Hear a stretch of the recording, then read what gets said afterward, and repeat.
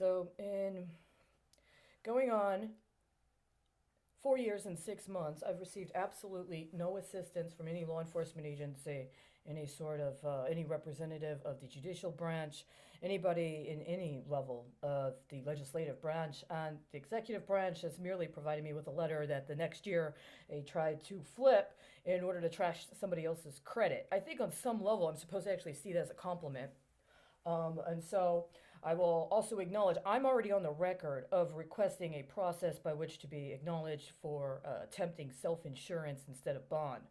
And I have more than enough to insure myself. And seeing as how all sorts of other people have decided to risk the default on their sureties, hoping that their pooling and collateralization of other people they should otherwise be addressing in a more affirmative manner is going to outweigh the risk associated with them defaulting to me, then I have absolutely no obligation to anybody's insurance systematology.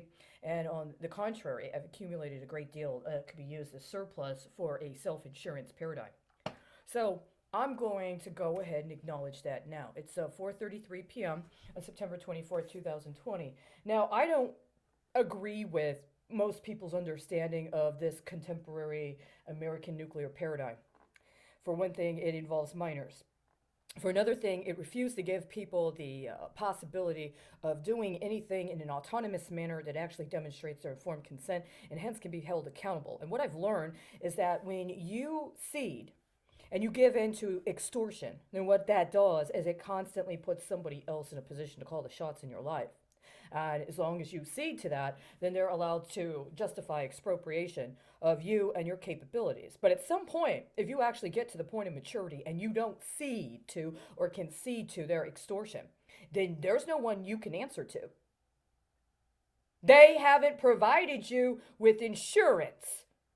So they're not justified being able to claim anything connected to your assets or to your contributions or your capabilities. And that's kind of the situation I'm in.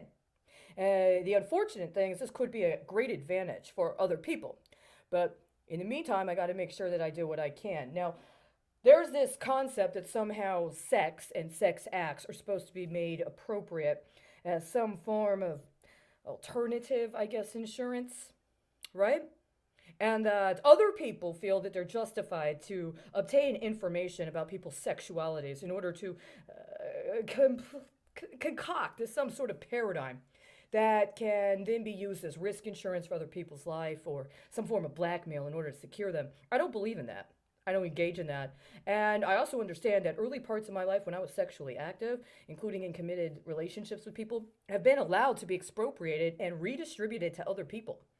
They've gotten to claim whatever would have been my risk credit for engaging in certain kinds of sexual activity and dealing with the consequences of engaging in that sexual activity. Somebody else thinks that they're entitled to have it.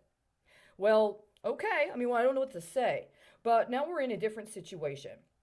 I'm claiming the last 5 years.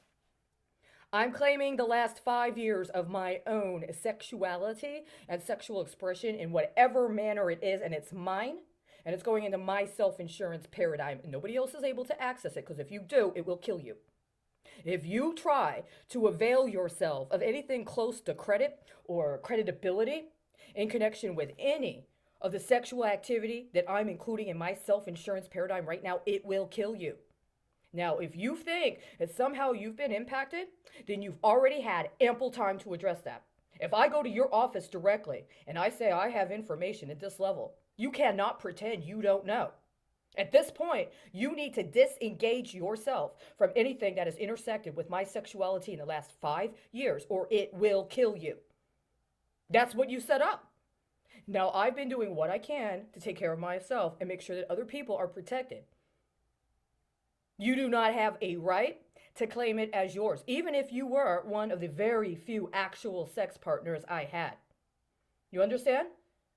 Now, that's not to say that I'm going to hold it against you if you've somehow been involved on a particular level, but you've had ample opportunity to be responsible for your participation in these risk scenarios. And thus far, absolutely nobody has taken responsibility, so nobody has any claim.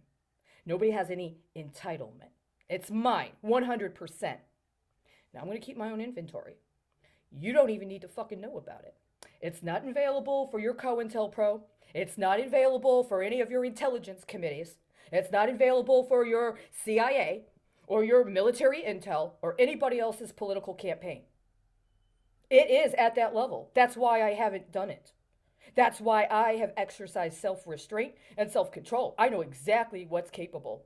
And now I'm going to self insure so you no longer have the leverage to try to use my sexuality against me or to anybody else's advantage, including in moments of weaponization or in an alleged nuclear paradigm or as anybody's risk insurance based on blackmailing somebody else who may fit a racial profile or may not have actually been involved with me as an intimate partner in the past. Too bad. It's too late. And I want to thank you, on the other hand, because in some ways your arrogance and your negligence has allowed for this possibility to manifest in my life in a manner unique, perhaps in all of history. So it's kind of like the glass is half full and the glass is half empty, and it doesn't really matter whether it's red or blue.